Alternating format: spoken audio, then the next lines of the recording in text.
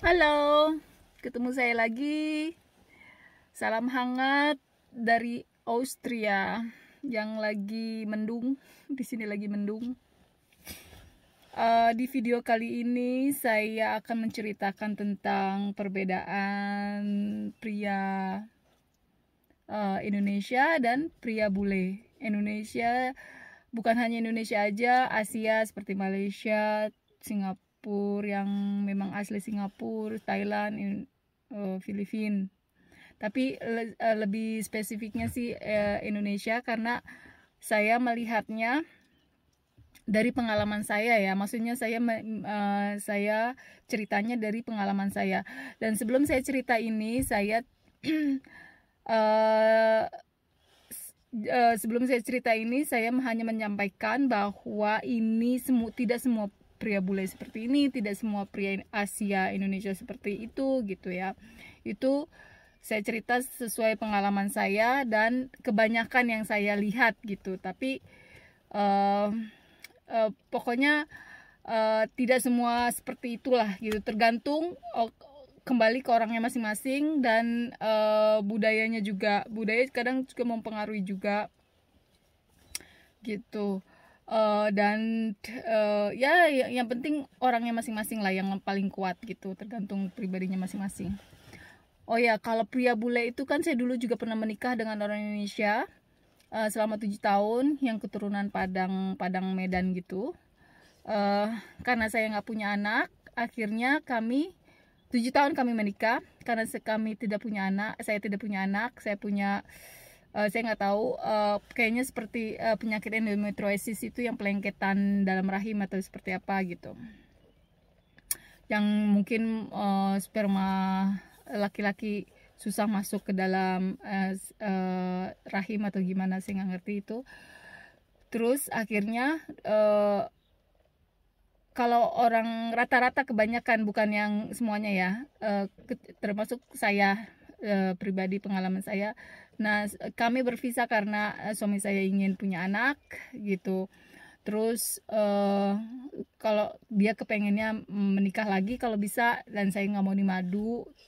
Terus udah gitu, itu kalau orang bule tuh kebanyakan mereka tidak peduli walaupun tidak menikah gitu. Walaupun tidak punya anak, mereka tidak peduli gitu. Kalau memang mereka, kalau misalnya dia cinta sama pasangannya, ya dia akan pertahankan itu gitu, walaupun nggak punya anak. Dan satu lagi, kalau di sini mereka itu mengangkat, misalnya nggak punya anak, kalau mereka suka anak, kepengen banget anak, mereka pasti mengasuh anak gitu. Dan sangat apa namanya, dan bener-bener sangat bener-bener dianggap anak kandung sendiri gitu. Mereka nggak peduli. Kalau saya tahu kan, kalau di Indonesia kan harus punya anak sendiri gitu loh. Kalau bisa ada juga sih yang ngangkat anak, disayang anak, sayang seperti anak kandungnya sendiri. Tapi sepertinya saya lihat itu jarang ya. Mereka kalau bisa nuntut anak sendiri gitu, berusaha walaupun sampai IVF, pokoknya kalau bisa anak sendiri gitu. Itu yang perbedaannya di situ juga. Presentasinya juga lumayan tinggi ya perbedaannya. Terus udah gitu, apa namanya, kalau di Indonesia tuh pria Indonesia gitu melihat ingin menikah dengan wanita yang ngelihat bibit bobot bebet gitu. Kalau orang sini, pria sini, mereka nggak seperti itu. Bibit bobot bebet yang nggak dilihat. Kalau memang mereka happy sama pasangannya, suka, itu tidak masalah gitu dengan bibit bobot bebet gitu. Terus kalau orang Indonesia juga, kalau orang pria Indonesia kan pengennya kalau bisa yang apa namanya, yang saya bilang tadi, bibit bobot bebet, maksudnya ekonominya, pendidikannya gitu, keluarganya dari mana, terus kalau bisa yang ekonominya bagus, biasanya gitu. Saya tidak menyalahkan menyalahkan pria Indonesia ya. Ya wajar saja kalau kita memilih yang terbaik untuk pasangan kita, itu hak dan hak kita juga gitu. Begitupun saya pilih yang terbaik gitu. Tapi kalau kalau saya kalau pikir-pikir kesian juga sama apa namanya, sama wanita yang memang ingin merasakan cinta dengan yang bukan selevelnya gitu kan. Sedih juga sih gitu, karena saya juga dulu merasakan gitu, saya ingin banget saya suka sama laki-laki ini gitu. Kebetulan saya pun Indonesia ya, maksudnya saya pun Asia, saya pengen yang terbaik juga gitu, dapat pasangan gitu. Tapi ternyata saya dari ekonomi yang kurang, karena orang tua saya sudah meninggal dulu. Sebenarnya sempat waktu sebelum orang tua saya belum meninggal, lumayan ekonomi saya gitu, lumayan dihargai orang gitu ya. Pas orang tua saya sudah meninggal, sempat yatim piatu, itu tuh sepertinya kayak yang nggak dilihat gitu loh gitu. Itu aja. Tapi nggak semuanya saya bilang. Terus ya saya sedih juga gitu. Terus saya juga pengen suami yang apa namanya, yang kuliah tinggi. Waktu itu saya nggak sempat kuliah gitu kan, waktu belum kuliah waktu itu, yang nggak dipandang lah gitu istilahnya. Ya itu makanya di situ saya langsung belajar, oh saya harus kuliah tinggi biar dipandang orang gitu. Itu saya memotivasi saya gitu, karena saya bukan orang yang cengeng, yang drama, yang lembek, yang gitu-gitu. Saya bukan. Kalau saya sistemnya begini, nggak punya. Kalau saya memang harus hidup tanpa pasangan pun, saya bisa gitu. Yang penting saya harus kerja keras, yang saya punya modal sendiri, punya pendidikan yang tinggi gitu. Jadi hidup sendiri pun, misalnya tanpa laki-laki, memang harus tanpa laki-laki, ya saya bisa survive gitu. Itu maksud saya. Terus perbedaannya lagi, orang tua ya, masalah orang tua kebanyakan kalau di Asia kan memang keluarganya erat. Saking eratnya kadang keluarga pasangan itu suka ikut campur dalam rumah tangga, itu istilahnya, terlalu ikut campur masuk ke dalam rumah tangga. Kalau di sini nggak semuanya ya. Kalau di sini rata-rata itu mereka tuh nggak ikut campur gitu urusan rumah tangga masing-masing. Pasti ada juga yang ikut campur, tapi kebanyakan mereka tidak ikut campur urusan rumah tangga masing-masing. Bahkan waktu itu orang tua saya, sepupu saya, kakak ipar, sepupu gitu di sini nggak ada satupun yang nanya anaknya kapan punya anak, atau di sini juga nggak ada misalnya yang hubungan tanpa pernikahan, nggak nanya gitu kapan nikah terus gitu, nggak. Di situ sangat karena itu sangat privacy. Itu aja ya, itu dia perbedaannya. Privacy bagi mereka itu sangat dijunjung gitu loh, maksudnya di hak itu sangat dihargai banget, di respect gitu, privacy itu. Terus ya saya bilang tadi itu karena juga budaya gitu. Saya juga tidak menyalahkan orang masing-masing, yang namanya juga budaya kita ya, culture-nya seperti itu, ya udah gitu. Terus ada juga yang orang Indonesia yang seperti orang luar gitu, cara bersikap atau cara berpikirnya juga ada juga gitu. Terus kalau di sini itu mereka lebih percaya dan nerima. Percaya maksudnya mau dibebaskan lah, istri-istri di sini semua dibebaskan. Maksudnya apapun ya silakan gitu, nggak ada yang namanya ngecek HP atau apa gitu. Privasi yang saya bilang tadi, privasi itu sangat respect banget orang sini tentang privasi, walaupun istri sendiri. Terus dikasih kebebasan, kepercayaan itu sama mereka gitu ya. Kalau di Indonesia kan harus segala sesuatu itu harus izin segala macam, atau ini istri harus begini gini terhadap suami gitu. Kalau di sini lebih kalau kerja juga gitu, kerja sama gitu.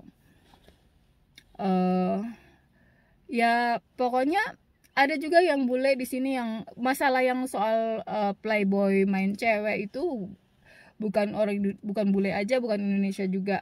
Kalau memang orangnya memang playboy suka main cewek, ya siapapun pria dari negara manapun ya mereka juga akan seperti itu, karakternya sama aja gitu.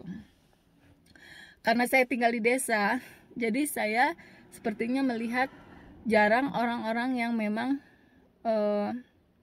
punya pasangan terus berselingkuh gitu lagi gitu. Itu sepertinya saya jarang lihat gitu.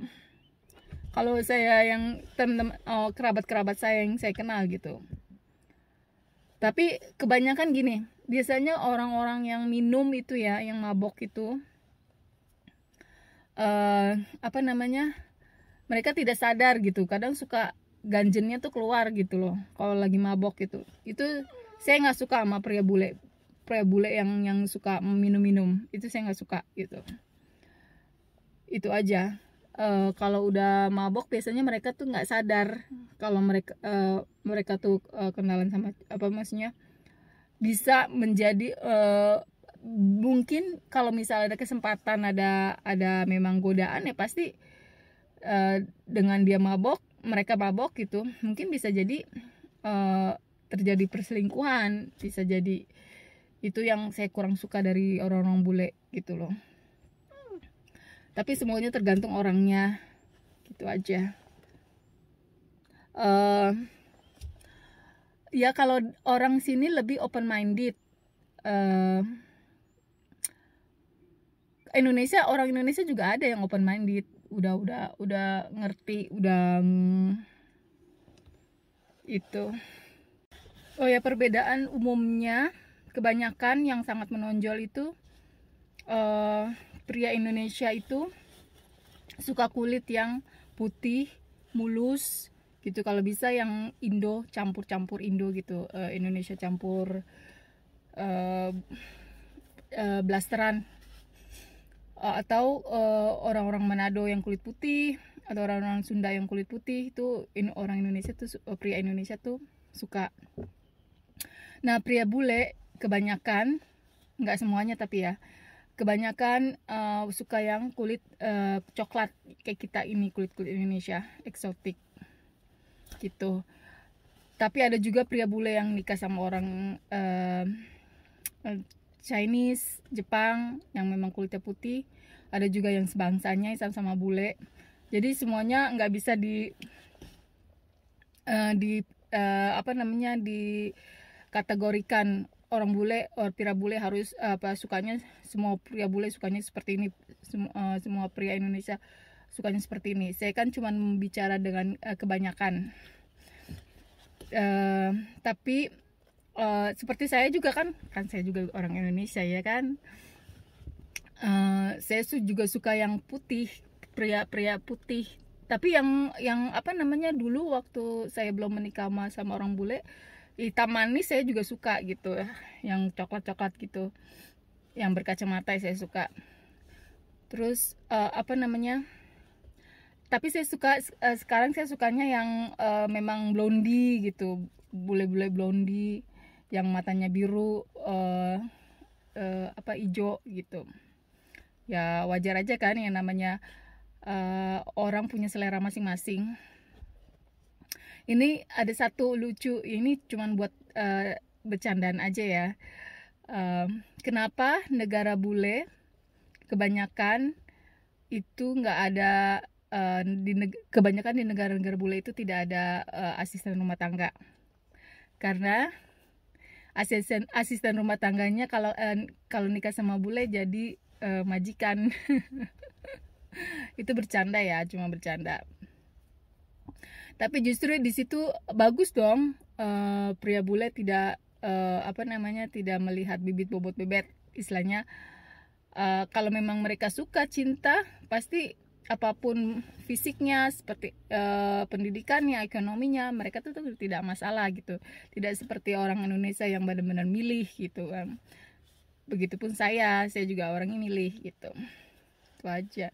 Tapi banyak juga loh orang-orang bule yang nikah sama yang wanita-wanita yang karir, wanita yang sukses gitu, yang memang ekonominya juga bagus dari awal, terus yang pendidikannya tinggi gitu, ada juga.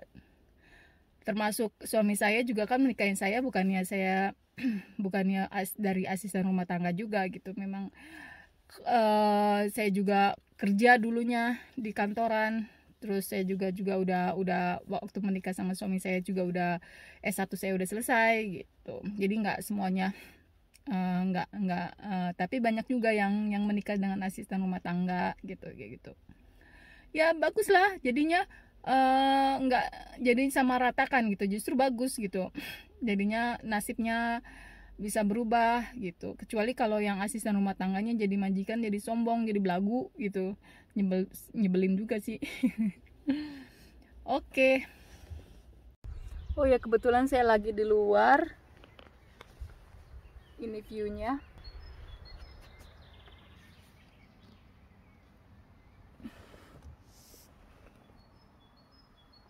Ini kebetulan lagi musim semi.